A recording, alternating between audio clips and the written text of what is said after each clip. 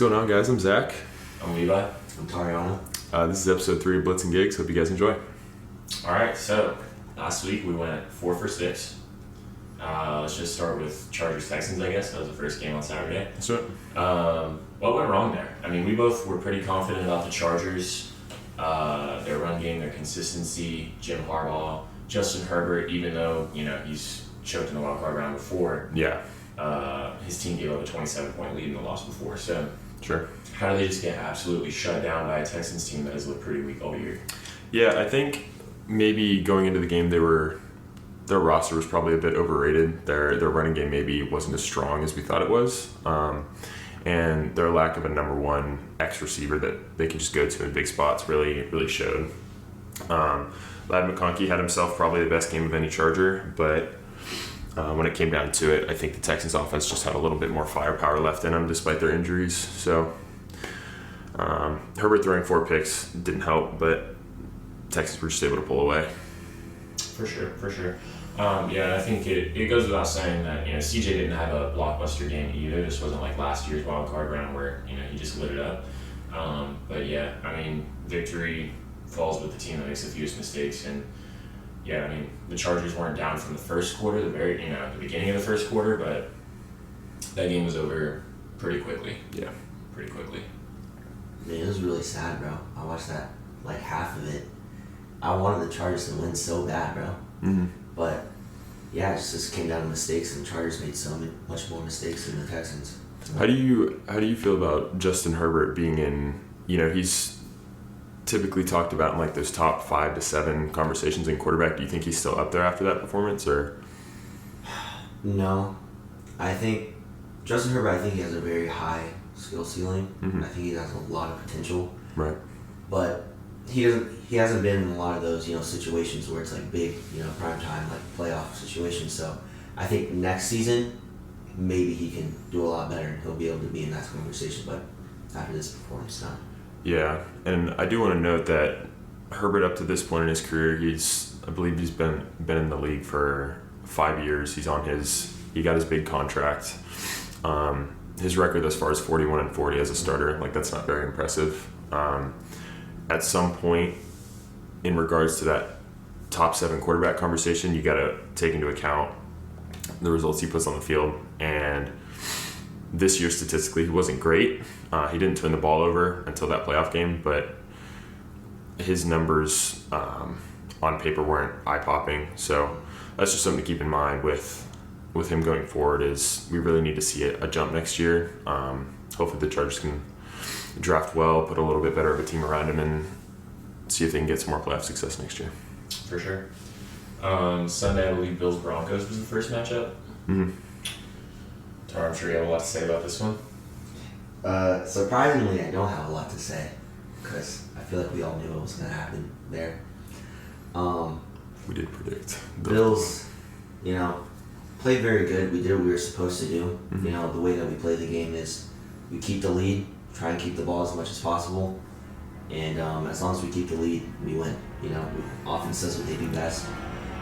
Our defense, is not as strong as we'd like it to be. I still think underrated, but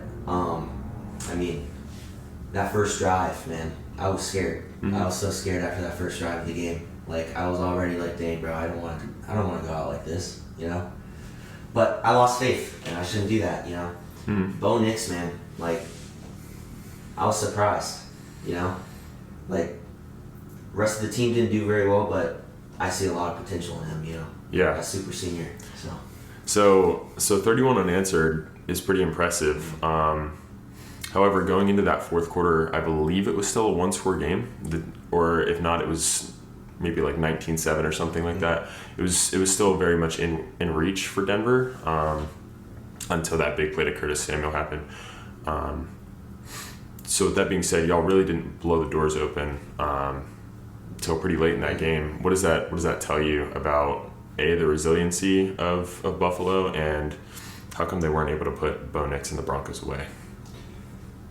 Honestly, it came down to just finishing at the end. Like, we were going downfield, Mm-hmm. you know what I mean? But we get to the red zone and we just couldn't finish. And It's not usually what we see, and it was kind of disappointing seeing that, but it happens to everyone. I think one game, I'm not going to sit and be like, dang, like I'm worried about the Ravens game. You know what I mean? We're playing one of the best defenses in the league. So the fact that we were able to keep the ball that long, I think it was like 40-something minutes compared to like 18 or something like that. Like that's impressive against that defense, you know? So I'm taking that as a victory, you know? Yeah, I think you can make the argument that regardless of what the box score says, Buffalo did control the game a little bit, you know, for Bo Nix not to get those 3 rushing touchdowns, 3 interception stat line, you know. It was a very controlled game, very slow, until they turned it on in the fourth quarter. I don't think that's a loss, you know, in Buffalo's mentality. Obviously, it's a win in the win column, but, you know, I think they have a lot to be optimistic for.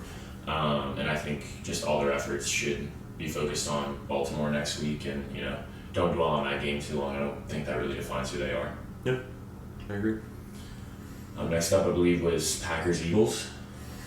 Yeah, that was a game I think we called very well. Maybe not down to the final score exactly, but I mean, I believe you said they'd pull away within the last 5 minutes, and that's exactly what happened. So, if you want to take the lead on that one. Yeah, I mean, I saw it being similar to like the Chiefs-Bills game earlier in the year, where, you know, the Bills weren't ahead the entire game. In fact, I think for a time they were just trading blows, you know, going band for band, if you will. Right.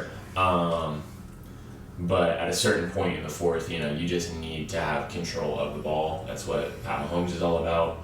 I don't really think that's necessarily what Jordan Love is about, but he didn't even have the option in this game. I believe 7 minutes left. The Eagles took a 9-point lead, and then just a few minutes later they kicked another field goal, bring it up to 22-10. And you know, there's just no coming back from that. If you haven't been going all game, then you're not going to get it going right then and there. Jordan Love throwing 3 picks does not help in the slightest. This is something that, you know, we thought we had addressed prior in the year. But, you know, for Jalen Hurts to be slandered as this turnover, you know, so frequent cornerback, it's really, really disappointing to see that narrative shift, you know, as a Cowboys fan. I'm not necessarily rooting for either of those teams, but, you know, Jordan Love makes mistakes.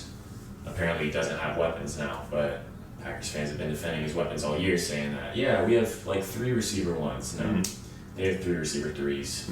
And that's something that they may like to address in the offseason. I've seen rumors about, you know, $50 million cap space. Are they going to go out and get a T. Higgins? I really doubt it, personally. It's just not LaFleur's culture, seemingly, but I don't know. They need an answer, for sure. Yeah, their wide receiver injuries at the end of the year with Christian Watson, and I believe 1 or 2 more receivers went out during that game, which doesn't help, obviously. Not going to win a whole lot of games when 2 or 3 of your top receivers go out. Jalen Hurts, to your point, wasn't very impressive in his first game back from concussion, which we probably should have saw coming. But with that being said, I think Saquon Barkley and the Eagles defense is too much for most teams, even on their best day. So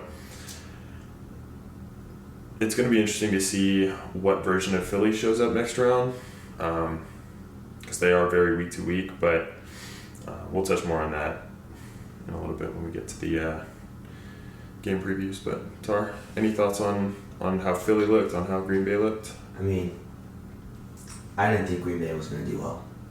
You know, I feel the same way about Jordan Love. I want him to do well, but it's true, he throws picks, man. Yeah.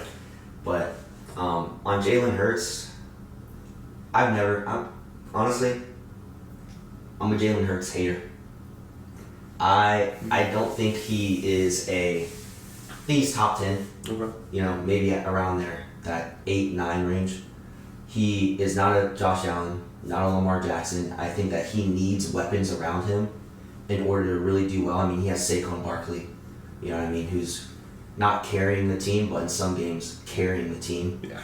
You know, so I'm not really impressed. I'm not a big fan of the Eagles.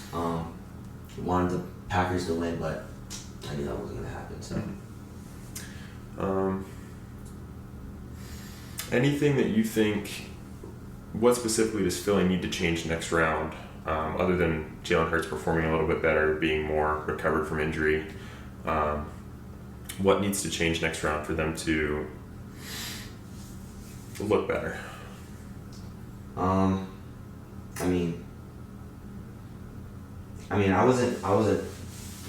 didn't watch the whole entire game. What I did watch, I didn't see a lot of super good defense. And yeah, just Jalen Hurts. I mean, that's really the main thing for me. I think Jalen Hurts plays well, then they all can do well, and their defense sticks to it. I know Saquon Barkley is always going to do what he needs to do. Right. So if they can establish that run game, and then Jalen Hurts can find his players and make plays, then I think they should be good. Okay. For sure. Yeah, I mean, I think you could chalk it up to a bad game plan. Offensively, just, there's, and we've addressed this before, but there's no way you have A.J. Brown, Devontae Smith, Saquon Barkley, Jalen Hurts, and I believe Dallas Goedert is healthy again, and you can't find a way to score 25, right? Yeah. It's great to control the game. Even if you're going to run the ball 30 times, you don't need to keep it that low scoring. Sure. Saquon Barkley is just such an incredible playmaker. You have a guaranteed first down with Jalen Hurts. So, I don't see the need to hold back in a game like this. In the same way, the Bills had kind of secured the lead against the Broncos, and they're keeping starters out. And, they want to make a statement because, these playoffs are short. Obviously, you want to keep your guys healthy, but you need to prove that you have, some more gas left in you. And I don't know that Philly has really done that. I don't know that they're going to be prepared to take on LA next week, let alone, Detroit in a couple weeks. And I was not a Philly fan, but I really had high expectations for them this playoff. So it's a little questionable moving forward what their game plan is going to be. I agree. One game I don't want to skip over is from Saturday night, Ravens Steelers. Yes. Went about as we expected, I'd say. Probably would have been the right call to incorporate Justin Fields at some point. Is there more to that? It was a 2-score game, but the Ravens had the game on lock from the second quarter onward. Yeah, I think going into it, I thought Pittsburgh would keep it closer. Those AFC North divisional games tend to be 3-4 point victories, no matter which direction it swings. I was very not shocked to see Pittsburgh kind of get blown out and ran out the building, but like you said, I think Justin Fields should have seen some time going into it. Me and you both believe that he should have started because Russell Wilson and the trajectory of that team wasn't in a good place. Pittsburgh, their season's over with another 10-7 first round exit, and I think it's time to start entertaining the Mike Tomlin. The Mike Tomlin is great, but there's definitely a ceiling there conversation, and maybe it might be worth looking into a replacement there. But I don't know if Pittsburgh will end up doing that, but it'll be interesting to see what they do at head coach and quarterback this offseason, but we'll see. Tari, you have any comment? I agree with the starting quarterback. Justin Fields should have started. I love Russell. I love him unlimited. Right? Like he's he was an amazing quarterback. But he's washed. He can't do what he used to do anymore. And Justin Fields, he's young. He didn't have a great start, but I see potential there. Sure. And they need to switch it up because people know Russell. They know how to play him and everything like that. So now, what you said about Mike Tomlin, I disagree. I think he's an amazing head coach. I don't think that's the problem. I don't think he's the problem with the Steelers right now. I think they just need a franchise quarterback. Yeah, I agree that the quarterback has been an issue for them since Ben Roethlisberger at the tail end was out of his prime.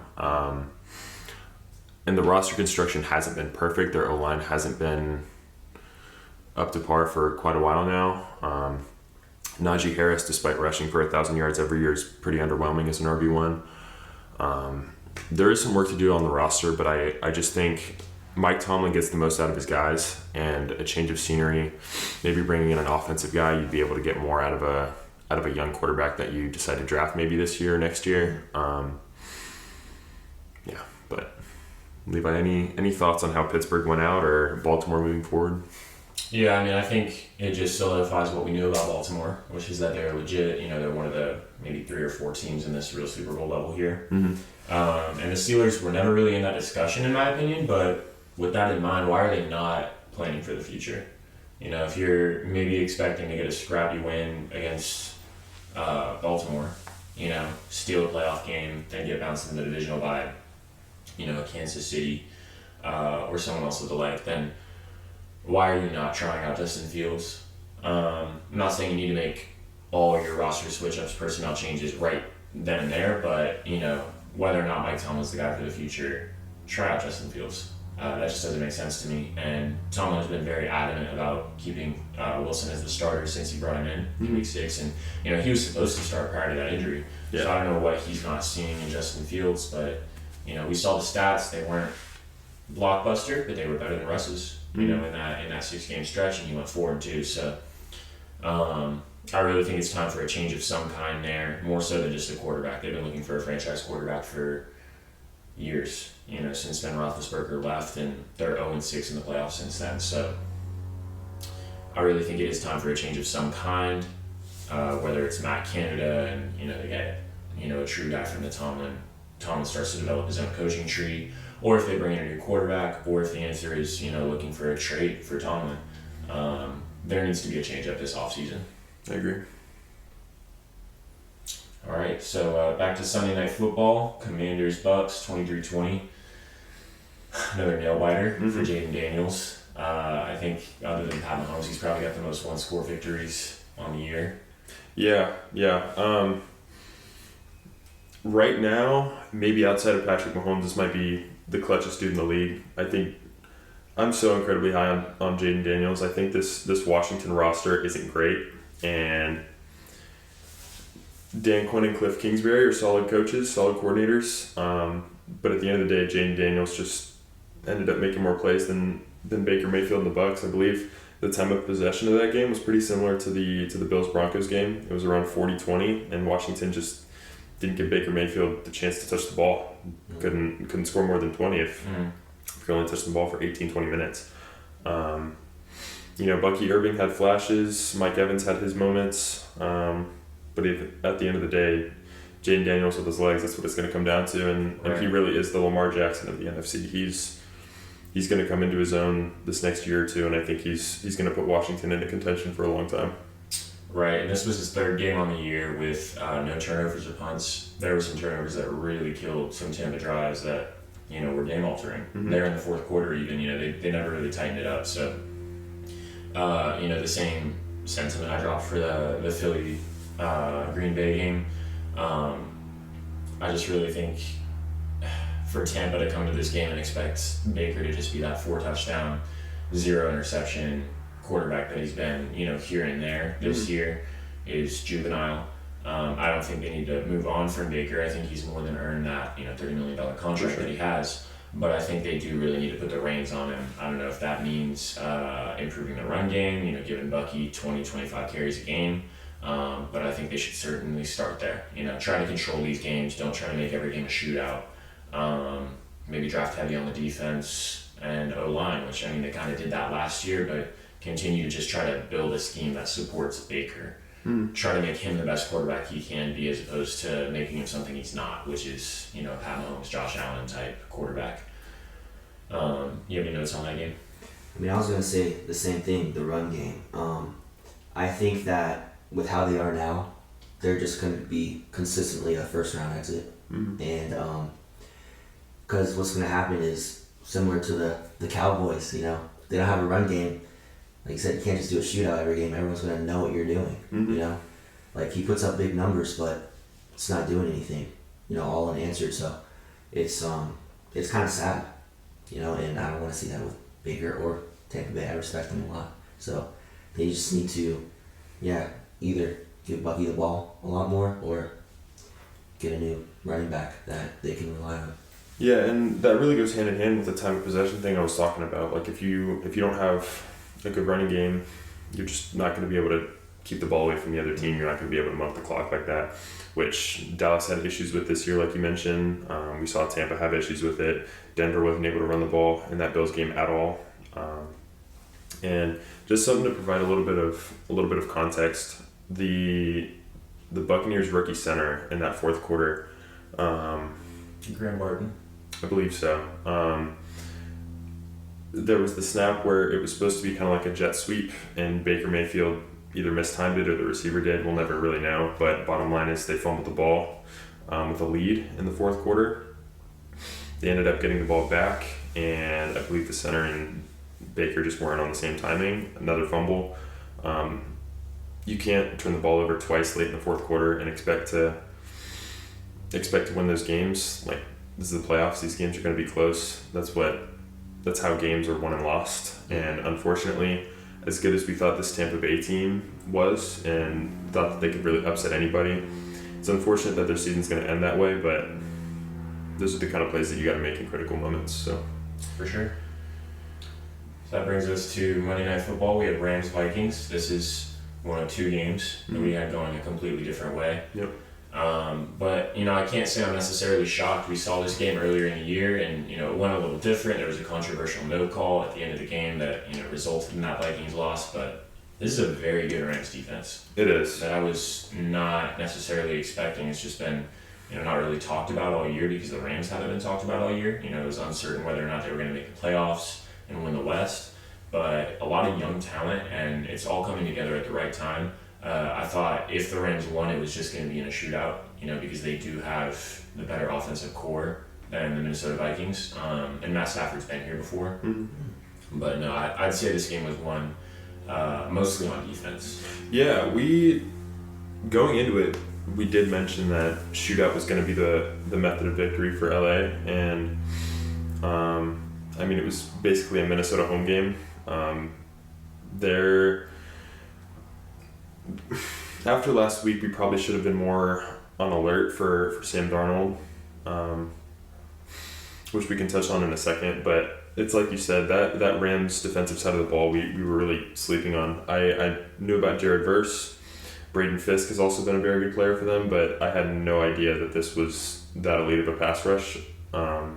Minnesota's supposed to have one of the best O-lines in the league, and 9 sacks is just unheard of. Like, it's a great game plan from the Rams and Sean McVay. But Tar, how do you view Sam Darnold after this? Because 2 weeks ago he was supposed to be getting a max contract from the Vikings or some other team, and now he's had 2 stinker performances in a row. So how do you feel about Sam Darnold moving forward, and what number do you think you'd pay him if top dollar's around 55, 60? I never had high expectations for Sam Darnold. Mm-hmm. I I was surprised all year that he was doing this well, and I think that Lions game was showing his true colors. So, I had a lot of people. You guys picked the Vikings for this game. I had the Rams because it's like, okay, we just saw him in a very big game, completely kick the bucket. Sure. So I thought it was just gonna happen again. So I think that. I don't think he is a franchise quarterback. Very sad. But that $50 million, I don't think he should be making. I think he is I think he's a quarterback that you keep now. They draft a quarterback this year to work under him for the time being until they can build that quarterback up. Mm-hmm. So they did draft J.J. McCarthy in the first round of last year. So he is sitting there as a young prospect that hasn't touched the field yet. There's been talks that he could be traded. There's been talks that Darnold could walk and go get a big deal from other people. But they do already have a young guy in-house that if they want to move on and draft a guy, they already did. So, Levi, how do you feel about Sam Darnold's performance? 9 sacks, a pick, a fumble lost.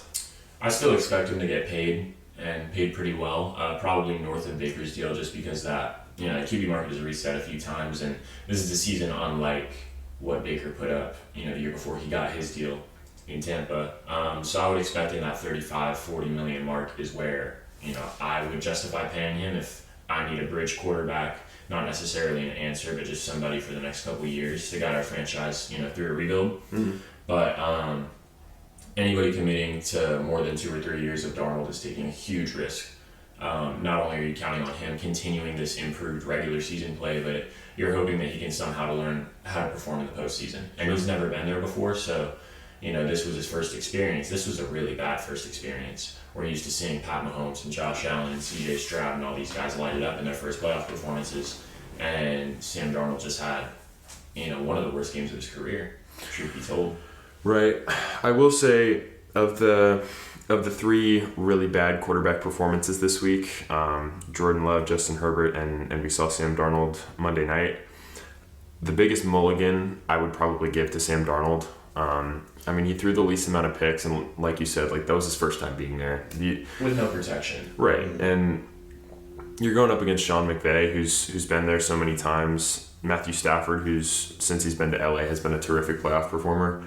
I believe it's 13 touchdowns and 3 picks in 6 games. He's undefeated in the playoffs when he's there in LA. Yeah, Sam Darnold, not that he was set up for failure, because when you have Justin Jefferson and Jordan Addison, you're in a pretty good place to succeed, but I think he just needs a little bit more time in the oven, and I think with the right circumstances and pieces around him, I would like to see him stay in Minnesota for a relatively the deal that you described, around 35-40 mil. He just needs some more time. This doesn't happen overnight. We see guys like Lamar who get to the playoffs every year. In other sports, guys like James Harden who get to the playoffs every year, and they just decline a little bit, and it happens. So we'll see what the Vikings front office wants to do going forward, but definitely good Rams W to extend their season for sure. Absolutely. We want to get into the coaching discussion? Yeah, let's do it. All right, so currently, after the Patriots signing of Mike Vrabel, we have, I believe, 6 head coaching vacancies. Okay. Those are in no particular order: the Dallas Cowboys, the Chicago Bears, the New York Jets, the Jacksonville Jaguars, the New Orleans Saints, and the Las Vegas Raiders. Awesome. I don't know what order we want to go in, and I know we don't necessarily have outright picks for each one, just kind of, going with a gut feeling for some of them. You want to start with, I think the Bears would be first alphabetically. Yeah, let's do it. All right. So Chicago Bears head coaching vacancy. I feel like me and you are going to be in agreement on this because we've had some discussions about this before. You guys ready? Yeah. 3, 2, 1. So me and Levi have Ben Johnson, and Tar, you have Joe Brady. So why do you think Joe Brady is the right man for the Chicago Bears job? I hate to say it, bro. I don't want to see him leave at all. Mm-hmm. But he's been an amazing offensive coach for the Bills. Josh Allen, you saw his performance last year. Great numbers, but even greater numbers in interceptions. Mm-hmm. So I think that, with Caleb being a young quarterback, I think that Joe Brady can do what he did with Josh, but even greater with Caleb, because he needs someone that can, help him become better, even though he just has, a terrible offensive line. That's probably part of it, but For sure. I think, we have lots of quarterbacks that can work their way around that. I mean, we have freaking,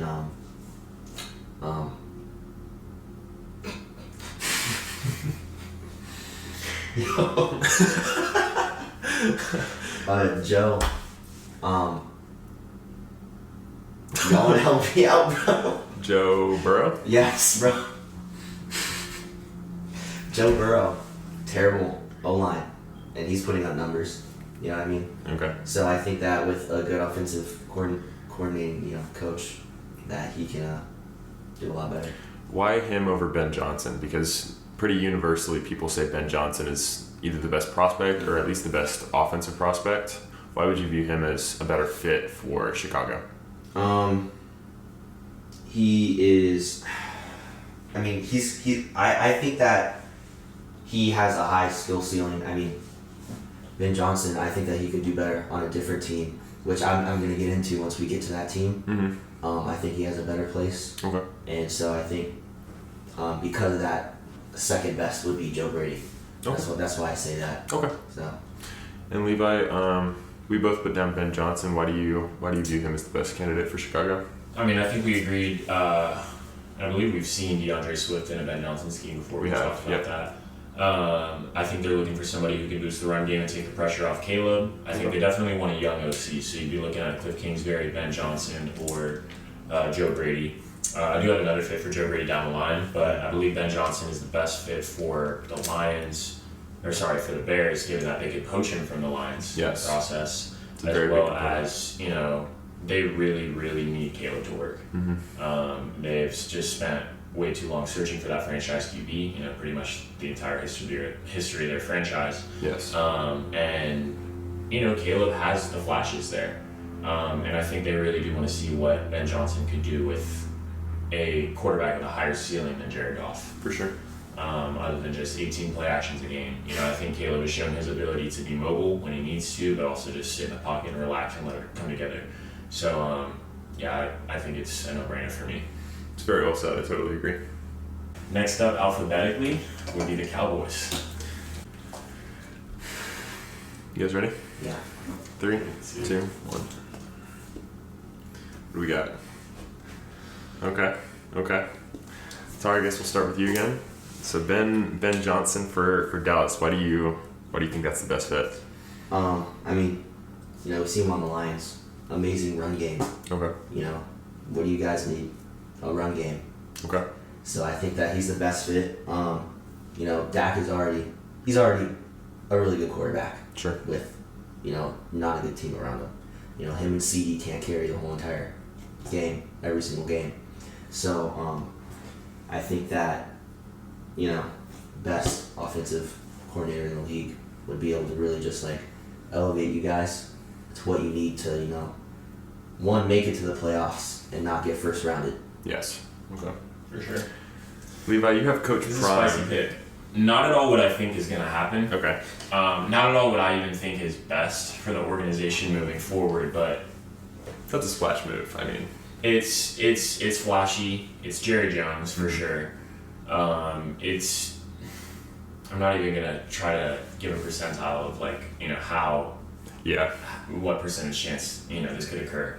But there is a world, and apparently there have been discussions within Dallas about what it would look like to bring Prime in. Mm-hmm. I believe Jerry Jones is the only GM that's spoken to Prime at this point about a head coaching opportunity in the NFL.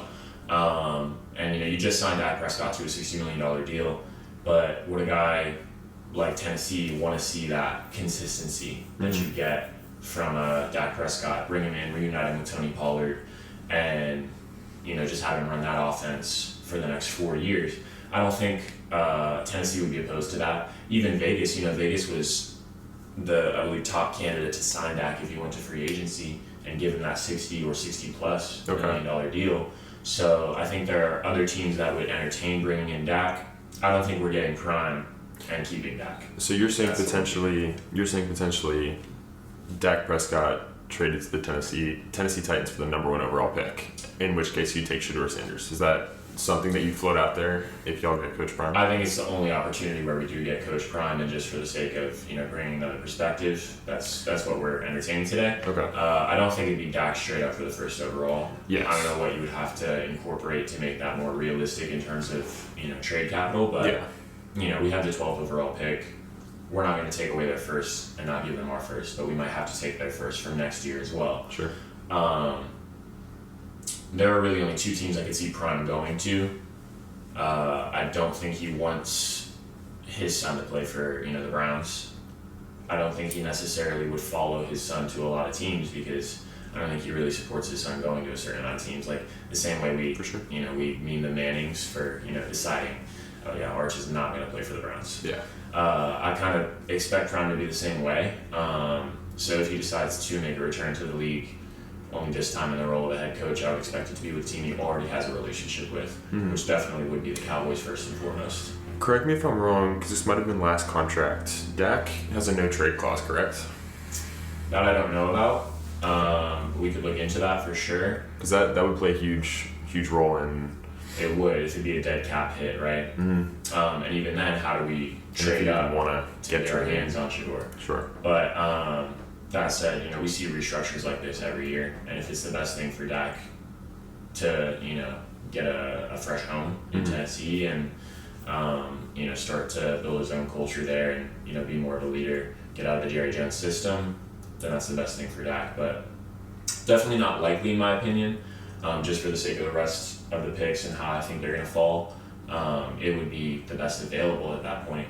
I don't really see Jerry Jones being urgent and getting his hands on Brian Flores, but I do want to hear your opinion on that.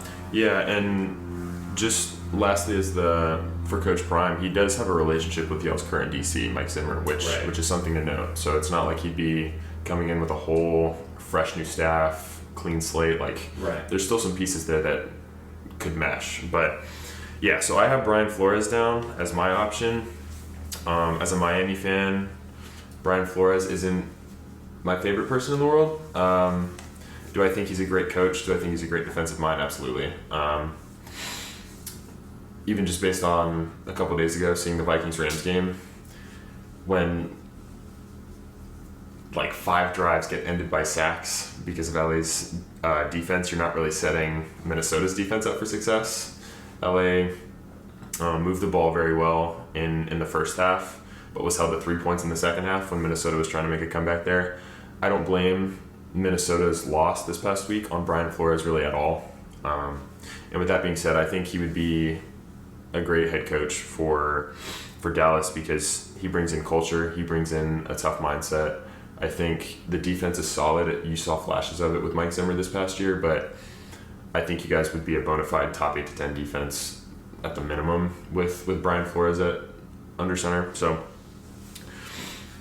I think Micah Parsons may take that leap to maybe instead of being top 4 or 5 edge rusher in the league, maybe that top 1 or 2. Your corner duo of Bland and Diggs might really step into their own as well. Would we see a dip in production from Dak without the offensive mastermind that Mike McCarthy is? Potentially. Depends on what personnel you guys bring in to help him out on that side of the ball. But I think one of y'all's biggest issues this past year was the defense and how inconsistent it was in the beginning. And I know last year that was something that y'all struggled with, was when y'all didn't have a lead and y'all weren't, pinning your ears back and rushing the passer and trying to run the clock out. The defense tended to struggle. So I think Brian Flores would bring a fresh mind to the locker room, and I think he'd really help out Dallas' defense. For sure. I think that's, the safer choice, and personally as a Cowboys fan, that's what I prefer to see. And I'm a Dak guy. Yeah. I'm not afraid to admit it. So wanting to see Dak thrive in this offense for years to come, I think we need a defense that can just control drives and that can put Dak in a position to not need to pass, 40 times a game. So I'd love to see Brian Flores, in Cowboys colors. Obviously does have that rocky relationship with the Miami Dolphins, and then from there were the issues with, his interviewing process and how he was, gatekept from that interview with the Giants. Mm-hmm. So I'd love to see him kind of want to screw over the Giants and, sure, infiltrate that division and hand them 2 losses every year. I think it'd be a good fit. My only concern is that I think Jerry Jones is more attached to Mike Zimmer than he was to Mike McCarthy, at least this year, obviously, because McCarthy's gone and Zimmer's still here for now. So bringing in a defensive coordinator to be your head coach, I think Flores is still going to call the defense, and I think that would push Mike Zimmer out.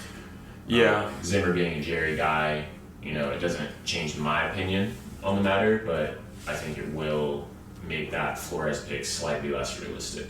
Yeah, and something I really quick want to touch on with Dallas before we move on to the next team is just y'all are in such a unique situation because of Jerry Jones specifically. Guys like Coach Prime and Brian Flores are very outspoken and they want things done their way. Brian Flores, if you hear Ryan Fitzpatrick talk about him nowadays, he was very much wasn't a democracy in Miami. It was very one-sided. Whatever he said went, and it created a weird dynamic in the locker room. So that would be an interesting thing to note if y'all end up going with the Brian Flores route.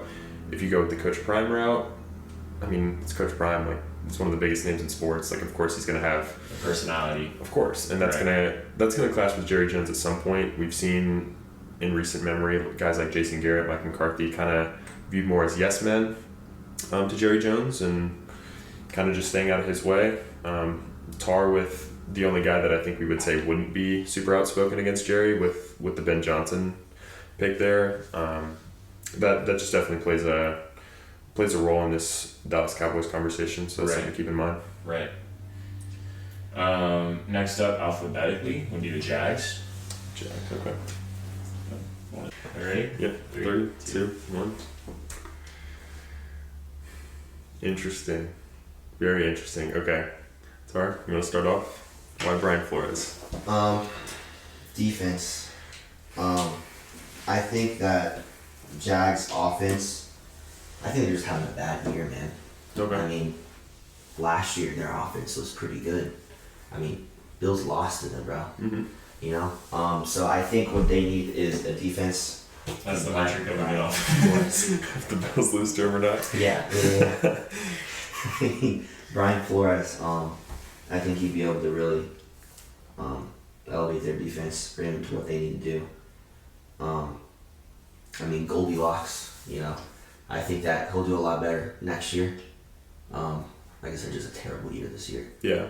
And I think their offense can do it.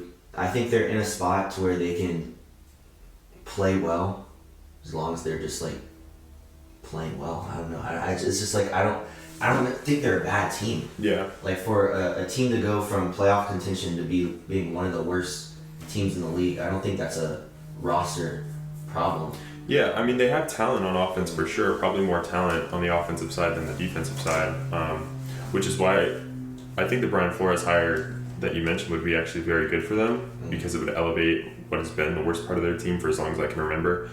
My only pushback to you would be, you paid Trevor Lawrence all this money, he has one playoff appearance, and even then it was kind of fluky. His tenure in Jacksonville has been very hot and cold. Does Brian Flores unlock the true potential of Trevor Lawrence? Because that's how we talk about Caleb Williams, is that he needs an offensive guy to go with him so he can really take that next step as a quarterback, enter that top 5 to 10 conversation. Why don't we view Trevor Lawrence that way? What is Brian Flores going to do for that? You know, probably not much, honestly. I think that Trevor, he would be really good if he had a coach that could elevate him, like I was saying for Caleb. But I think their defense is the bigger priority right now. As long as Trevor isn't throwing 15 gazillion picks and is doing, you know, decent, you know, I think that the Jaguars can make the playoffs again next year. Okay. You know? I think that's fair. And, you know, to your point about Brian Flores, you know, we mostly criticize him as a coach for his handling of Tua. You know, how you're going to start and bench him, you know, just really killing a young quarterback's confidence. Obviously, Trevor's a little bit older than Tua was at that time. The way I view Trevor, though, I was probably the biggest skeptic of his, you know, $55 million contract at the beginning of the year. And, you know, injuries aside, I don't really think he earned that this year. That's where I think the Jags are going to say, let's get the guy that can equip him to win the most. Let's make that contract not look dumb. And, yeah, I think Mike McCarthy would be a great pick for that. You know, we talk about him raising the floor, and his ceiling is not necessarily the highest, but if you're trying to get, you know, at least 7 wins out of Trevor Lawrence, Mike McCarthy can do that for sure. But I also look at the run game and I say, look, they have Tank Bigsby, Travis Etienne. Etienne has just been trash this year. Unfortunately. And he was a first-round pick, 2 years ago? 3 years ago? Was it same year as Trevor or the year after? I believe it was same year. Same year after. Either way, I don't think they want to see that pick miss either, you know, because it's rare to see that first-round running back pick. And they, you know, used it. They got the production out of it for a year or two, but now it's kind of looking like that was the wrong decision in there.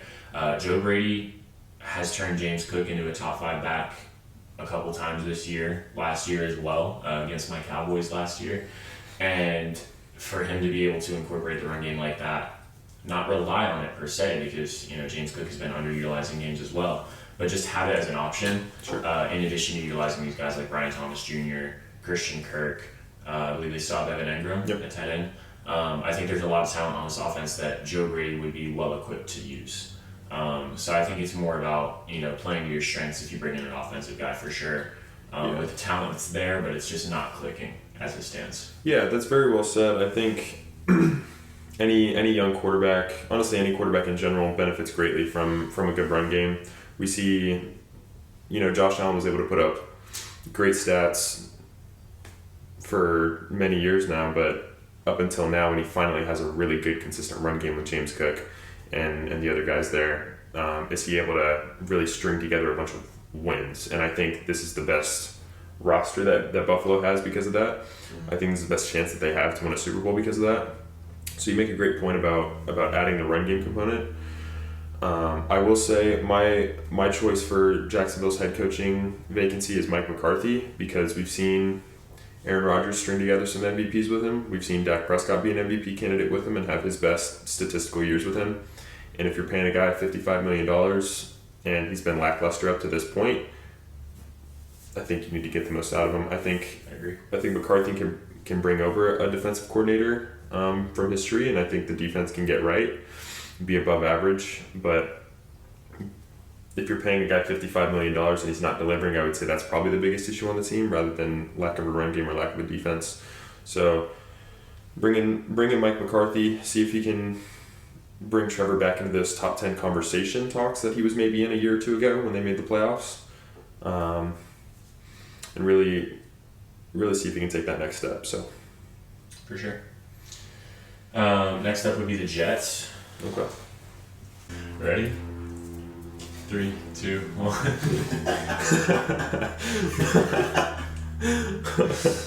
All right. Well, Levi, you should be the shortest discussion yet. Yeah, I mean, we talk about consistency. That's what you get from Mike McCarthy. 3 straight 12-5 years in Dallas. If the Jets sign Mike McCarthy, they're not going 12-5, but they might go 9-8, 10-7. Yes. Maybe a little bit worse, maybe a little better. We'll see. They don't have a quarterback next year. I really don't think Rodgers is going back to the Jets. If he decides to return to football at all, I think he wants to kind of fulfill the dream he had for the Jets somewhere else. I think he overstayed his welcome. With that in mind, if they're going to look at bringing in maybe a free agent QB as a bridge quarterback, or maybe as the franchise, whether that looks like Aaron Rodgers again or Kirk Cousins, I think they want somebody who's immediately just going to kind of take over the offense. Sure. You're not going to bring in this guy who's going to play football his way, like you would see from one of these mobile quarterbacks, Jaden Daniels, Kyler Murray, Lamar Jackson. You don't have to build the offense around this guy. Yeah. You just, bring your offense in, and we'll just have the pieces there in place with Garrett Wilson if he doesn't get traded, with Breece Hall, with Braylon Allen as well. There's enough young talent there mixed in with the veteran presence that they have from last year. We'll see who they sign, who they don't. And the defense is good enough for a guy like Mike McCarthy to easily string together some solid wins. And just with the quarterback uncertainty, that's where I really see Mike McCarthy fitting in. Mm-hmm. I don't necessarily see him as like a quarterback whisperer the way we've seen Ben Johnson get this, Pro Bowl level play out of Jared Goff.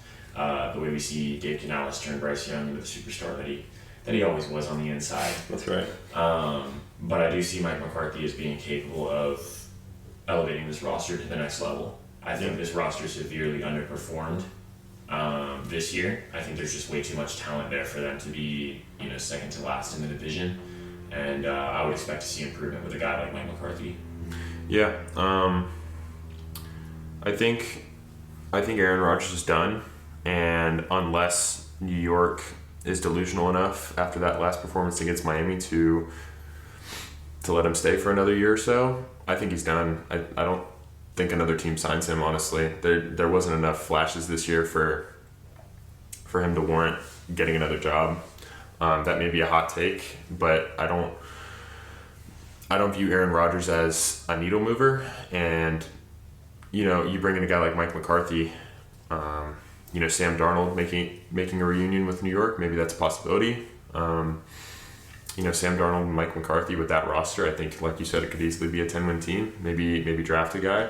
There's a lot of options for New York this offseason. I think one thing's for certain, whether they get Mike McCarthy or not, Aaron Rodgers needs to go.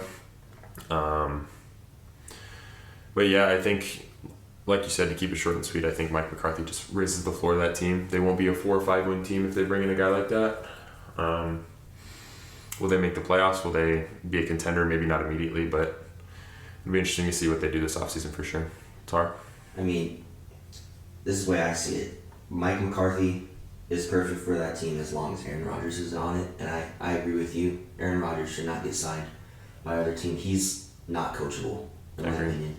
He's not coachable. With someone like Mike McCarthy going on that team, it's not going to matter. He's not going to listen to him. He wants to play the game his way, and if it's not his way, he's going to put the towel on his face and throw a hissy fit. Yeah, I mean, we saw how their relationship ended last time in Green Bay, how Rodgers just wouldn't even call the plays that McCarthy was telling him to call, and he would just do his own thing. So, great point there for sure. Yeah, I was trying to think of a quarterback that would, that's not too expensive, and Sam Darnold, I think, is perfect. He already has played on the team. He knows the culture. Yep. The coach like that, I really do think that's what, would make the Jets, be still probably not number one, but relevant.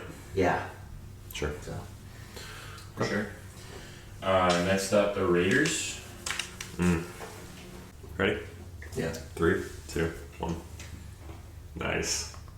Very nice. Levi, you're the odd man out here with Cliff Kingsbury. Yes, wow. Okay. Okay. Very interesting. Let's hear it. First things first, I do not expect the Raiders to make the right move. Valid. Regardless of Tom Brady, Mark Davis has not made the right move in a very long time. One name that I guess I really forgot to consider is John Gruden. Not that I would expect him to go back to the Raiders, but he's kind of out there. He has that history with them. But Cliff Kingsbury, young guy. I think a team is just itching to make a mistake and give him a head coaching job again. And I think the Raiders will have a young quarterback in some capacity this year. Whether it's a Justin Fields, being brought over from Pittsburgh, or if we're drafting a guy, and Prime would be probably my second choice for the Raiders. The Raiders would be my second choice for Prime. Probably more likely than Dallas, just because they have to give up less to get in that position to draft Shedeur. For sure. And we've said Shedeur as a Raider all along. I think that's the most realistic place for them to land if they didn't win too many games for some reason. Yeah. But Cliff Kingsbury, man, he has ties to Tom Brady, which is just a unique situation where, if Brady's going to choose the QB of the future, the head coach of the future, he has ties to kind of everybody, but especially Cliff Kingsbury over some of these other candidates. And that's where I see Davis being involved in the organization the way he likes to be, and now Brady being involved in the organization. Like you said, Prime's a big ego. Prime's going to want to do things his way, bringing his coordinators, and I don't necessarily see that fitting in a team that has 2 owners, 2 GMs. Whereas, Dallas, as big of an ego as Jerry Jones has, it's just one guy. And one guy who really likes Deion Sanders. So I don't necessarily think Cliff is the best fit, but I do kind of expect some team to make some kind of mistake. Poach him from Washington thinking he can get the best out of any rookie quarterback. And well, that's not the case. We'll see. Yeah. Bring in Jalen Milroe and say, this kid can make it work. Interesting. I think the Antonio Pierce firing from Vegas was probably the most shocking coaching move, at least in my opinion, of this offseason so far, or tail end of the season, I should say. After just 1 year, they let him go, which was very interesting. But I think Prime would be the right man for the job because you mentioned how Brady has connections. I mean, Brady and Prime go way back. I do think Vegas will start to make moves to go in the right direction now that Brady is there. And they might have won a couple games to take themselves out of that top 3 pick conversation in order to get Shedeur, but I think they're still in reaching distance more so than Dallas is. Sure. I think the personality and the ego of Prime would be easier to mesh with in Vegas than it would be in Dallas. Just because Jerry Jones is so much more outspoken than Mark Davis is. But I think no matter what, I think if you do decide to bring Prime in, Shedeur goes there as well. Whether it's an attempt to tank his draft stock, whether Vegas trades up, it would be a lot more difficult in Dallas, but I think in Vegas they're definitely a package deal. So, Tar, how do you why do you think Prime is a good fit for Vegas? I mean, I respect the Raiders a lot, and I think they have an amazing culture, and I think with their culture, someone like Prime is perfect for it. Mm-hmm. And like you said, it's a package deal. I think the Raiders are gonna do what they need to do. Mm-hmm. I don't think they're gonna make the wrong decision here. With Tom Brady being there and everything, I think they're gonna make the moves that they need to make to get, Shador. You know what I mean? They need to. I think it's not necessarily they really want to do it, or they should. They need to make that change, and I think that's what they need. I mean, they don't have amazing talent, but they have talent. You know what I mean? Right. So I think they're not going to be a playoff team, but I think that they can maybe be in the hunt after in Sidor's second year. Yeah. So yeah. Yeah, I think it'd be a great fit for Shador as well to get with Jacoby Myers, who's having an incredible year this year. Brock Bowers, the best season by a tight end and best rookie season by a tight end ever. And that defense still has some meat left on the bone. So I think it's a good fit for Shador. If I'm a rookie quarterback, I'm not wanting to go to the Giants. Yeah. Personally, Yeah. I'm not wanting to go to the Browns. I'd much rather go to the Raiders and maybe even the Titans. The Titans just kind of found their way in that first overall slot, but there's some talent there as well. Yeah. So yeah, I wouldn't be shocked to see Shador still go to the Raiders, just because I think Prime does have more say over where his sons are going to go than anyone may realize. Yep, I agree. That brings us to our last pick, the Saints. New Orleans Saints. You guys ready? Yep. 3, 2, 1. Oh wow. Wow. I did not think you were going to say that.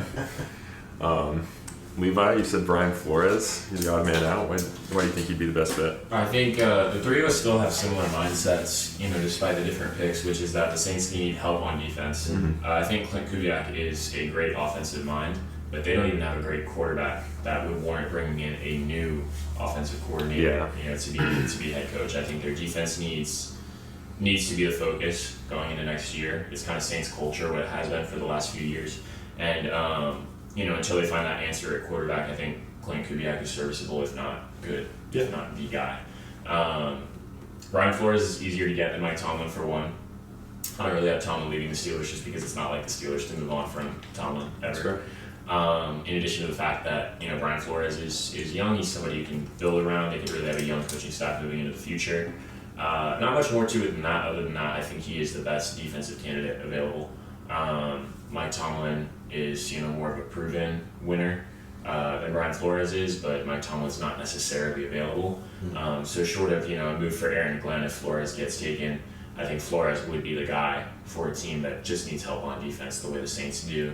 They traded away some talent, but he can really get the best out of a depleted roster, the same way he did in Miami. Miami was actively trading away defensive pieces, and Flores was the guy there. So, with an aging Cam Jordan or Sean Lattimore packing his bags, going to Washington, they still have some talent with Paul Sinadivo there, Kool-Aid McKinstry. I would love to see a guy like Flores bring the best out of that roster. It's very well said, Tar. Now, first off, next season Derek Carr will be quarterback. Hypothetically, yeah. More than likely. So, offensively, they have what they need. I think Derek Carr is a great quarterback. I mean, we saw how good he was doing beginning of the season. Right. So that being said, Mike Tomlin, I don't think the Steelers should get rid of him at all. Yeah. But we're talking best case scenario for the Saints. Mm-hmm. I think Mike Tomlin will look really good in black and gold, personally. I mean, we've seen what he's done over the years. Right. So I mean, we've seen what he's done over the years for the Steelers defense. For the most part, their defense has been solid. Yeah. Always. So I think that's what they need really bad, and that would take them from where they're at right now to, I don't know if this is a hot take. I think they could be in playoff contention with a better defensive coach, better defense. Contention to win the division, I don't think is out of reach. Yeah, given how weak that division is. Yeah, it is. It's been weak in recent years, though.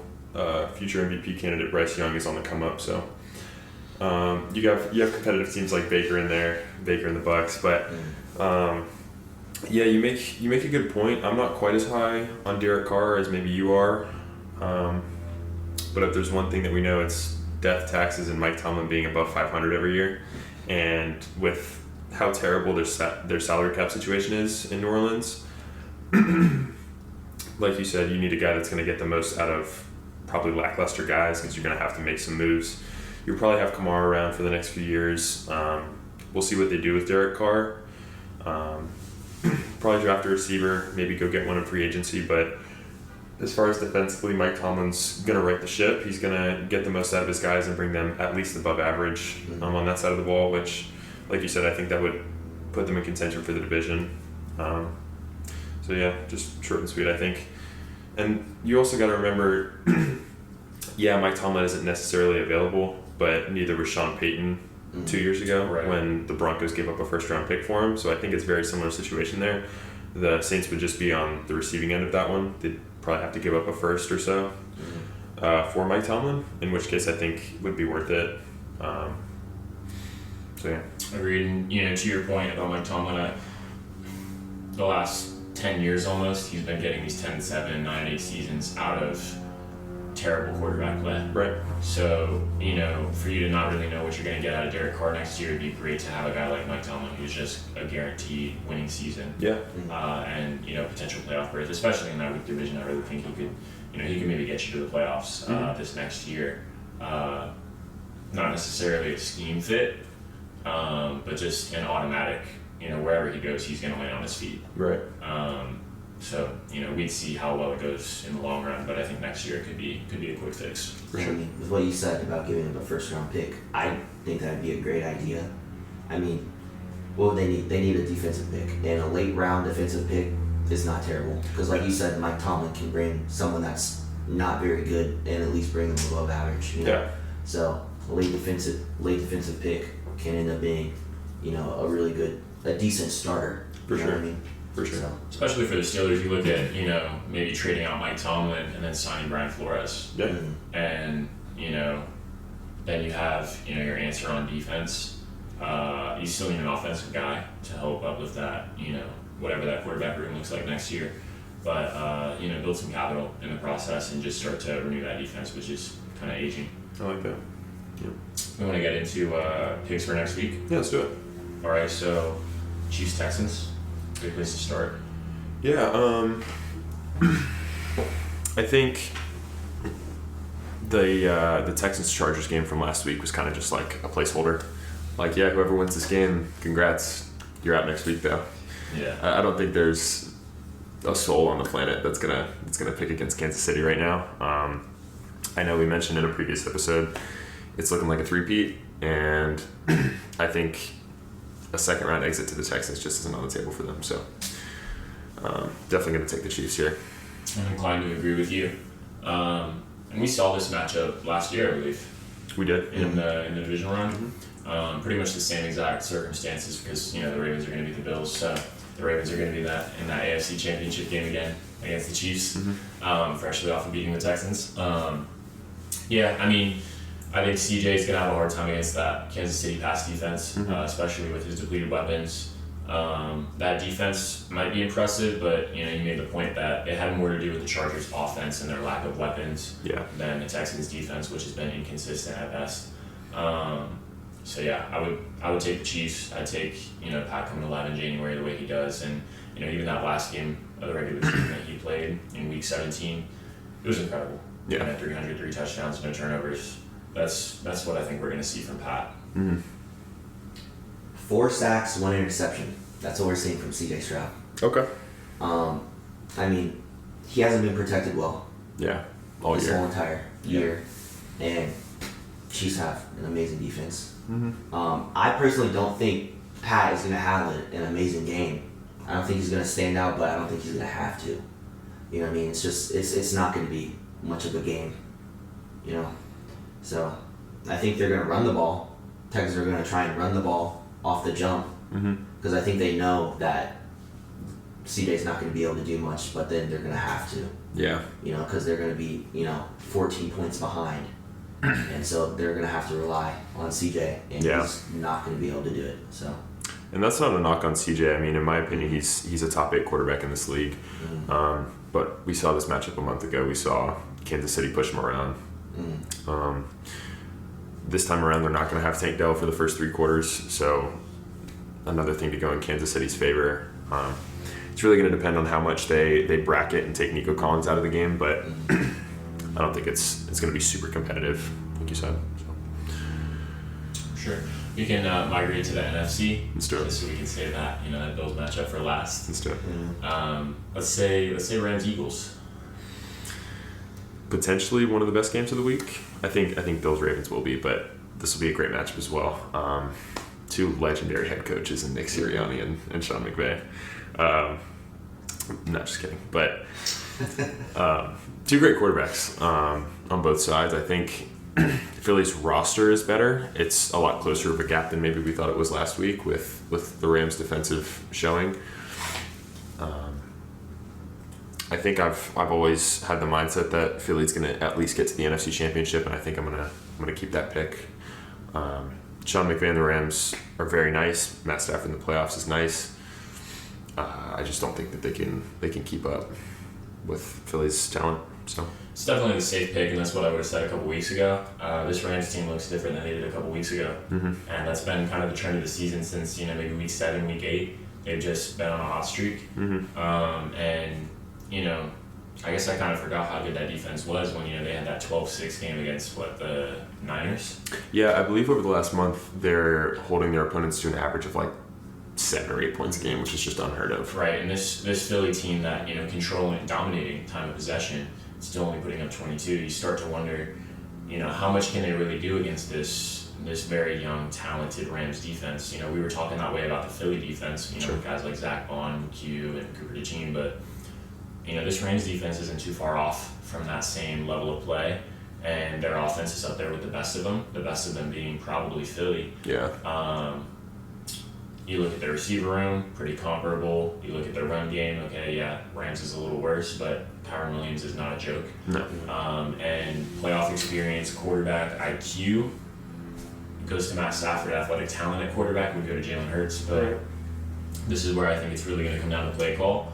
And I think Sean McVay has, done wonders for that offense. Their defensive coordinator, I think, is the grandson of Don Shula. I saw that on the broadcast the other day. I think it's going to come down to coaching, and I think me personally, a Sirianni hater, a Kellen Moore hater, I lean with LA in that game in a tight one. Interesting. I'm gonna say a 7-point lead. Okay. Tar? I'd say I agree with Levi. After that Bills Rams game, it really opened my eyes on the Rams. They're sneaky, bro. Like really sneaky. And ever since then, I've been keeping an eye on the Rams. And Philly has an amazing offensive line, and we just saw what the Rams did to the Vikings. Sure. You know what I mean? So we know they can slip through that. And I think the only thing that they would really have to worry about is, of course, Saquon Barkley. I don't think they're shutting him down. I don't really think any team can shut down Saquon Barkley. Yeah. But if they can keep him, contained to a certain degree, I think they can win that game because their offense, I think it's going to be a shootout. I think it's going to be a shootout for sure. Yeah, I think this is the battle of the two of the streakiest teams in the league. At their absolute peak, offensively and defensively, I think you could argue that the Rams are one of the best and the Eagles are one of the best. I think it's just going to depend on which version of each team shows up come this weekend, and I'm going to put my trust that Jalen Hurts is going to have a better performance than he did last week, and that A.J. Brown isn't going to be limited to one catch. Their pass rush is legit, but Philly's O-line is top 3 in the league, top 2? Probably. So how much does that nullify the pass rush? How much does Jalen Hurts being more mobile than Sam Darnold nullify how good that pass rush looked? You know what I mean? They may get him down a couple times, but they won't have the success that they had against Sam Darnold. And I think that combined with Saquon's running ability, I just think that the Eagles pull it out. But I feel that, I don't think Jalen's going to get sacked, right? But pressure, I think that it's going to force him to make bad plays. Okay. So. Which he has shown to do. Mm-hmm. That's fair. We've got Lions Commanders. I'll let you guys take the lead on that one. Commanders are spicy. Same way the Rams are spicy. Mm-hmm. I'm taking the Lions, personally. They're just a better roster, higher expectations. I'd say better coaching. I don't think that's a stretch to say that. Okay. I mean, the Commanders have the Fletcher QB. That's about all I can say. Yeah. Tar? I completely agree with everything he just said. I mean, I don't really think it's much of a conversation. Jaden has done amazing. I was a Jaden doubter, and, you know, he's exceeded my expectations. Mm-hmm. But I think this is where it stops. Okay. And I don't think that's, you know, I'm not trying to take anything away from him. I think he's amazing. You know, Yeah. I think that next year is going to be an amazing year. Hopefully, it doesn't end up being like C.J. Stroud. You know, I don't think it's going to be like that. I think we made the comparison to Lamar. I think he's, you know, NFC's come on Lamar. So. Okay. Yeah, I mean, you guys make a great point. The Detroit's roster compared to Washington on paper, it's no contest. Like, of course, Detroit has a better roster. And it's a rookie quarterback in the playoffs. Like, we saw C.J. Stroud not fizzle out in the second round, but he couldn't hang. It's a young roster, young quarterback.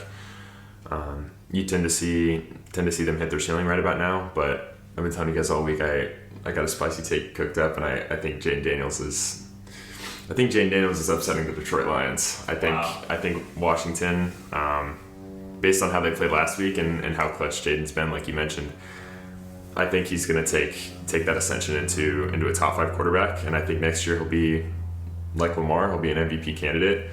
I just don't see a scenario that Aaron Glenn's defense with the personnel they have available to him at this point in the season is going to shut down Jaden Daniels. I really think that they can do it. Wow. You're ready to clip that. Real quick, before Bills Ravens, national championship. Yes. You can keep it quick. Yeah. I'm taking Ohio State. Tar? I'm taking, was it Notre Dame? Notre Dame. Notre Dame? Yeah. I'm taking Notre Dame. Interesting. I want them to win. Okay. I want them to win. I'm not a big Ohio State fan. I can get behind that. Sure. Yeah, I'm not a big Ohio State guy either. I think I said it before the tournament started, if after they lost to Michigan and people were saying Ryan Day's on the hot seat and if he doesn't win a national championship, he needs to go, I said they'd win their first round match, but I believe it was against Tennessee. I said the winner of the Ohio State-Oregon game in round 2 was going to win the whole thing, and in which case I picked Ohio State, and they're here. So I think he's a prophet. Listen, I'm just saying I think Ohio State is right at the ship. We see oftentimes with programs like in the COVID year, Jim Harbaugh and the Wolverines had a bad year, and people were trying to run him out of town, and the booster said, "Hold on, let him cook, give him a second." Run it back a couple years later, they win the national championship. So I think Ryan Day and this Ohio State team is playing with house money. They're the most talented team that's going to be on the field, and I think it's their year.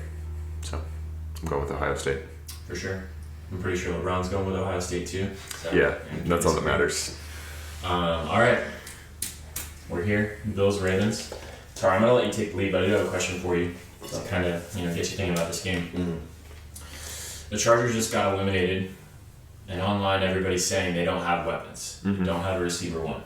The Packers just got eliminated, and online everybody's saying they don't have weapons, they don't have a receiver one. That's a great question. All year, I've been critical of the Bills' receiving room. And then they bring in Amari Cooper. I'm like, okay, I know what Amari Cooper is. I'm a Cowboys fan. But you haven't really utilized him. He's more of a threat than anything else. Is it out of the question to say that this could be an upset? Well, I don't even know what the line is at, but that the Bills could get sent home, blame it on their weapons again, the way they have in years prior, because Steph Diggs runs the wrong route, or just doesn't show up in January, or maybe because they don't even have Steph Diggs now. I'll say this first. If we lose, I'm not blaming it on weapons. Okay. It's not going to be on weapons. I think that this is a 50-50 matchup. I could see us losing. I could see us winning. You know, Amari Cooper, I mean, what you said about Tyreek Hill, he spreads the offense. We got him. Yes, we were looking for a wide receiver 1, but I think with how this offense is ran by Joe Brady, it's not ran for there be like a wide receiver 1. Okay. Everyone eats, like we've been saying this whole entire season. We have so many players that if they're on a different team, they wouldn't be who they are, but it's the perfect system for them. Matt Collins, he is an amazing clutch player. Yeah. Fourth quarter, he heats up almost every single game. He's taking his We time have this year. Keon, Mm-hmm. he can moss the heck out of you. He is, what everyone thought Amari Cooper would be in certain moments. And then we have Shakir, who is our go-to guy. If, Josh needs a check down, it's going to Shakir. You know what I mean? Yards after catch. So what I think this game is going to come down to is defense. I think it's going to be a defensive game. We need to contain Derrick Henry. Like I said about Saquon Barkley, you're not stopping Derrick Henry. You know what I mean? So we need to contain him. I feel you guys would probably want to bring up the game earlier in the year. What I'd like to say to that is this is not the same Bills team. Mm-hmm. We had 7 starters hurt that game. Matt Milano. We had Bernard hurt. Early in the game, Johnson was hurt. Yep. We had Khalil Shakir with an ankle injury early in the game. So this is a completely different team. We have all those players back. Yeah. You know what I mean? So they're not going into this game like, okay, we know the game plan. We know what we need to look out for. We need to do the same thing. If they do the same thing they did last game, they're losing that game. Mm-hmm. So what we need to do is kind of like what we did with the Broncos. Contain the run game, and we need to keep the ball as much as possible. When Josh has the ball, we need to keep it. We need to run. James Cook needs to have at least a decent game. Mm-hmm. He doesn't need to run 100 yards. You know what I mean? But he needs to have a decent game. Sure. Just so that they're like, okay, we need to look out for this, so that we can spread the offense, we can run down the clock, and then we need to put up points. Josh doesn't need to have a perfect game, but we need to score and at least get a field goal on almost every single drive to win. Because Ravens are going to be putting up points. They're going to be putting up points too. Lamar's not going to just sit there and not, do nothing. You know what I mean? Mm-hmm. I think that Lamar, he has a lot of talent around him. I don't think Zay Flowers is what everyone is saying that he is, but he still has amazing tight ends. Mm-hmm. And, he still has Derrick Henry. You know what I mean? So, and then on top of that, he can run the ball. Mm-hmm. So, yeah. Yeah, something to keep in mind with this game. I believe the weather forecast is going to be 8 degrees by kickoff. So Lamar Jackson's not Tua when it comes to playing in the cold, but he's not, as electric as he is in 70-degree weather. I would agree with you. I don't think Zay Flowers is, a top 10 guy. But if you take all the receivers on the field and you ask who's the best one, I think Zay Flowers probably gets the nod there. Better running back, obviously Derrick Henry. It's going to be interesting to see how much of the Superman cape that Josh Allen puts on if he runs the ball 10, 12 times by himself just because he can, or if they not put the training wheels on him, but they kind of reserve that and make him sit back and pass. It's gonna be interesting to see how Baltimore responds as well, how much they contain him. So you also make the point of this is a totally different Buffalo team. This is also a totally different Baltimore team because beginning of the year when they played you guys, they held you to 9 points. There was a bad defense at that point in the year. They didn't start getting their act together on defense until last month or two, month and a half. Yeah, I think that's so. In which case they've been a top 8, top 5 defense. So different teams than when they matched up the first time for sure. Me personally, I think I'm going to side with Baltimore because I said last week I think this is the year Baltimore and Lamar Jackson finally breaks through and gets over the hump. So I'm gonna take Baltimore and Lamar Jackson to win this instant classic of a divisional game. Yeah, I'm gonna take the Ravens as well. And I feel like you guys both really had fair assessments of both teams, but I feel like the Bills' game plan has been consistent throughout the year. And I've heard you say this as well, that Sean McDermott doesn't necessarily adapt soon enough. Mm-hmm. Whether you would label it a lack of preparation or a lack of improvisation. I do think John Harbaugh has a similar issue. They criticize his game management, his ability to adapt a game script, but I trust Lamar as the great improviser. I trust Derrick Henry to rush for 100 yards. Zay Flowers, Isaiah Likely, Mark Andrews, whatever weapons Lamar chooses to use is really up to him. The same way Josh is, going to spread the ball pretty evenly. I feel like Lamar, could do the same thing. But yeah, if this is a defensive battle, I trust the Ravens defense a little bit more. Mm-hmm. I think they have a little bit more talent there. Whereas the Bills, it's been mostly Sean McDermott that's kept that defense together, in my opinion, this year. And yeah, I feel like this game isn't going to get away from either team. I feel like it's going to be won in the last 10 to 5 minutes of the fourth quarter, if not even, overtime. You can see that, but yeah, I trust Lamar a little bit more in these situations than I trust Josh Allen. So, no matter who wins and loses this game, there's going to be narratives. Mm-hmm. If Buffalo wins, they got to play the Chiefs. I mean, we'll talk about that. We'll talk about that next week. If Baltimore wins, Lamar's got to play Kansas City next week. The loser is going to be scrutinized massively. Mm-hmm. I think probably Lamar more so than others, because of his playoff record, probably falling to 2-4, 2-5, something similar to Dak's. What do you think the narratives are gonna be like, and would you buy into them if it's Lamar can't play in the playoffs, Josh Allen can't hang in the playoffs? Each year, the last 4 years, Buffalo's gone from AFC Championship to close divisional loss to blowout in the divisional round, and now if they lose again, it seems like they're getting further and further from the Super Bowl rather than ascending and getting closer to it. So I say all that to say, if one of these quarterbacks don't win, which one of them won't, is that it for them? Will they ever make a Super Bowl? Do you think this is just how it goes? Where do you stand on that? So, if the Bills lose, I don't think people are going to try and put it on Josh, but it's not going to be on Josh. He's not going to have a bad game. And for you to, Lamar has a history of not doing good in the playoffs. Mm-hmm. Josh is one of the best playoff performers ever. That's true. You know what I mean? Mm-hmm. So if people say that, I'm going to ignore it because I know it's not true. You know what I mean? Now, Sean McDermott, I love Sean. Mm-hmm. He's been amazing for the Bills. We wouldn't be where we are without him. But he is not a good second quarter coach and not a good close game fourth quarter coach. You know what I mean? So I think that if we lose this game, it's not going to be on Josh. It's going to be on him. People are going to be looking at him and putting it on him. You know what I mean? Now, regards to if we lose, if we'd be able to, make the Super Bowl again, if we still have a chance, I think yes.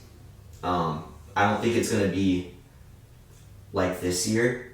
I think we'd have to work a lot harder. We definitely need to get some more talent. I'd say more talent on defense.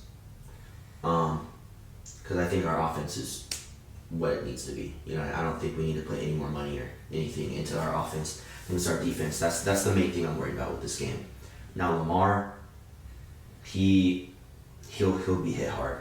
It'll be a hard hit on him if he loses. Do you think it's justified? Do you think Lamar will ever get to a Super Bowl? Do you think he'll ever break through that narrative, or do you think, what's your take on that? I think for sure he'll make a Super Bowl. If not this year, he will eventually. I think he's too good of a quarterback for him to not make a Super Bowl. You know what I mean? And I mean that's his main goal. Of course, winning an MVP, that's good and all. He's won 2 already. He doesn't care about that anymore. He wants a Super Bowl. He's going to do what he needs to do to get to the Super Bowl. Mm-hmm. Now, if he loses, I think, it's deserved. Because, it's... That record just says it all. Sure. You know what I mean? You can't really defend that, Although last year and the year prior, he didn't have, the weapons that he has now, But if he loses this year with the weapons he has, I think it's more deserved. You know what I mean? So. Even if it's 45, 42, and Lamar plays great, you think he still deserves that hate? even with a good performance, because the narrative has been Lamar's an MVP in the regular season. His worst performance, their lowest scoring game as a team, has always been in the playoffs every year. Mm-hmm. Anytime they get to the playoffs, that's when they have a 10-point stinker. Mm-hmm. It's not that Lamar plays well and the defense comes up short. It's always that the offense has their worst outing of the year. Mm-hmm. So even if he plays great and goes toe-to-toe with Allen and just barely loses, you still think it's warranted? If he goes toe-to-toe and he isn't playing bad himself, I mean, I think that he can play bad and it's still a close game. You know what I mean? They have Derrick Henry. Would you say the same about Buffalo? If Josh Allen has a lackluster game, throws a pick or two early, do you think it's done, or do you think Buffalo can get away with a lackluster Josh Allen performance? I think it's a lot harder for them to. It all depends. It depends on how the defense is doing, and it depends on how the run game is. You know what I mean? If the defense is holding it together and the run game is good, Josh Allen can get away with it. But it's a lot more difficult for him to compared to Lamar. Mm-hmm. You know, so if he does bad and Lamar's doing good, we're gonna lose that game, I think. So, Levi, any thoughts? Yeah, man, I mean, this is game of the week. Mm-hmm. This is one of the best games of the year, depending on the version of Josh Allen that shows up, in my opinion. We can't see a 9 for 30 Josh Allen if we want this to be, a good television product.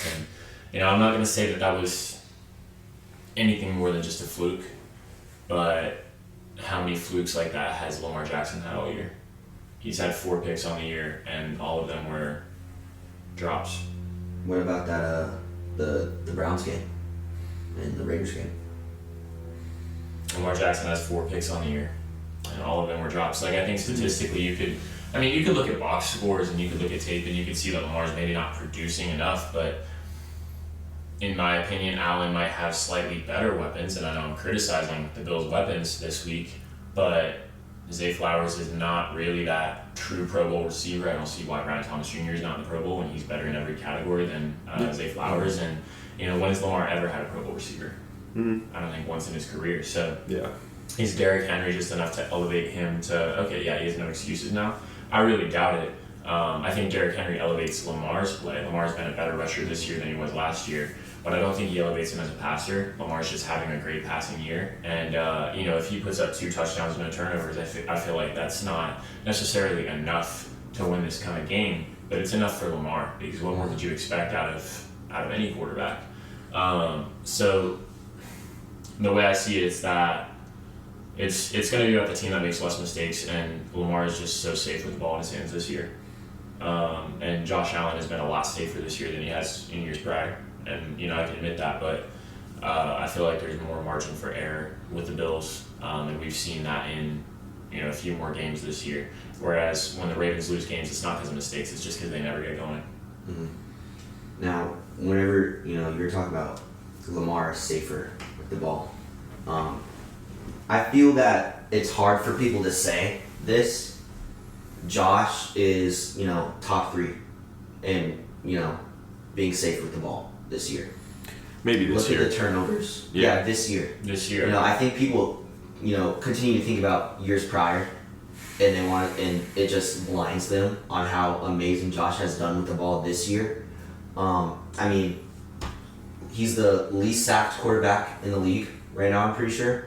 And I think Lamar has 1 less turnover than Josh. So yes, his interceptions were all drops. It weren't his fault. You know what I mean? Josh, it's difficult for you to come off of, 1 million interceptions and go to this amount of interceptions, Yeah, so we see it with Dak Prescott. We see him throw a lot of picks, but he can also have a year where. Yeah, he went from 15 in 11 games to 9 in a full season. Yeah, it's definitely a case where you can turn it around, but you make the point about Josh Allen being the least sacked quarterback in football this year, and I think that's probably the sneaky best or underrated part about Buffalo's team is they have a fantastic O-line, and we see with other teams like Detroit and Philly how much success that brings them. We've seen James Cook break out this year because of that, so that'll be something to watch as well. how well Baltimore's pass rush fares against that, because it is an elite group in Buffalo. It's a great offensive line for sure. All right. Yeah, man. Well, gentlemen, it's been a pleasure. Tara, thank you for popping out for episode 3. It's my pleasure. Great episode, guys. We'll see you guys in the next one.